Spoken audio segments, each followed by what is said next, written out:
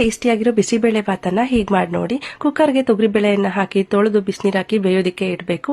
ಅಷ್ಟರಲ್ಲಿ ತರಕಾರಿಯನ್ನ ತೊಳೆದು ಕಟ್ ಮಾಡಿ ಬೆಂದಿರ್ತಕ್ಕಂಥ ತೊಗರಿಬೇಳೆಗೆ ತರಕಾರಿಯನ್ನ ಸೇರಿಸ್ಕೊಂಡು ತೊಳೆದಿಟ್ಕೊಂಡ್ರು ಅಕ್ಕಿ, ಉಪ್ಪು, ಅರ್ಶಿನದ ಪುಡಿ ಮತ್ತೆ 1 ಗ್ಲಾಸ್ನಷ್ಟು ಅಕ್ಕಿಗೆ 6 ಗ್ಲಾಸ್ನಷ್ಟು ನೀರನ್ನ ಸೇರಿಸಿ ಮಿಕ್ಸ್ ಮಾಡಿ ಕೊಟ್ಟು ಒಂದು ವಿಷಲ್ ಕೂಗಿಸ್ಕೊಳ್ಳೋಣ. ಅಷ್ಟರಲ್ಲಿ ಒಗ್ಗರಣೆಯನ್ನ ಮಾಡ್ಕೊಳ್ಬೇಕು. ಬಾಣಲಿಗೆ ಎಣ್ಣೆ ಮತ್ತೆ ತುಪ್ಪನ ಹಾಕಿ ಗೋಡಂಬಿ ಮತ್ತೆ ಕಡಲೆ ಬೀಜನ ಹಾಕಿ ಫ್ರೈ ಮಾಡ್ಕೊಂಡು ಬ್ಯಾಡಗೆ ಮೆಣಸಿನಕಾಯಿ, ಖಾರ ಮೆಣಸಿನಕಾಯಿನ ಹಾಕಿ ಫ್ರೈ ಮಾಡ್ಕೊಂಡು ಕಟ್ ಮಾಡಿ ಇಟ್ಕೊಂಡ್ರು ಈರುಳ್ಳಿ, ಕ್ಯಾಪ್ಸಿಕಮ್ ಮತ್ತೆ ಕರಿಬೇವಿನ ಸೊಪ್ಪನ್ನ ಹಾಕಿ ಫ್ರೈ ಮಾಡ್ಕೊಂಡು 2 ಟೊಮೆಟೊನ ಕಟ್ ಮಾಡಿ ಸೇರಿಸ್ಕೊಂಡು ಉಪ್ಪು ಹಾಕಿದ್ರೆ ಬೇಗ ಸಾಫ್ಟ್ ಆಗುತ್ತೆ. ಈಗ ಇದಕ್ಕೆ ಸ್ವಲ್ಪ ಹಿಂಗನ್ನ ಹಾಕಿ 1-2 ನಿಮಿಷ ಮಿಕ್ಸ್ ಮಾಡಿ ಕೊಟ್ಟು ಬಿಸಿಬೇಳೆ ಬಾತ್ ಪೌಡರ್ನ ಹಾಕಿ 1-2 ನಿಮಿಷ ಮಿಕ್ಸ್ ಮಾಡಿ ಕೊಟ್ಟು ಹುಣಸೆಹಣ್ಣಿನ ರಸನ ಸೇರಿಸ್ಕೊಂಡು ಮಿಕ್ಸ್ ಮಾಡಿ ಕೊಡಬೇಕು. ಇದಕ್ಕೆ ಬಿಸಿನೀರನ್ನ ಸೇರಿಸ್ಕೊಂಡು ಕುದಿಸ್ಕೊಳ್ಬೇಕು. 1-2 ನಿಮಿಷ ಕುದಿಸ್ಕೊಂಡು ಸ್ಟವ್ ಅನ್ನು ಆಫ್ ಮಾಡ್ಕೊಂಡು ಬೇಯಿಸಿಟ್ಕೊಂಡ್ರು ತರಕಾರಿ ಮತ್ತೆ ರೈಸ್ಗೆ ಇದನ್ನ ಸೇರಿಸಿ ಚೆನ್ನಾಗಿ ಮಿಕ್ಸ್ ಮಾಡಿ ಕೊಡಬೇಕು. ಮಿಕ್ಸ್ ಮಾಡಿ ಕೊಡಬೇಕಾದ್ರೆ ಒಣಕೊಬ್ಬರಿಯನ್ನು ಹಾಕಿ ಮಿಕ್ಸ್ ಮಾಡಿ ಕೊಟ್ಟರೆ ಟೇಸ್ಟ್ ಚೆನ್ನಾಗಿರುತ್ತೆ.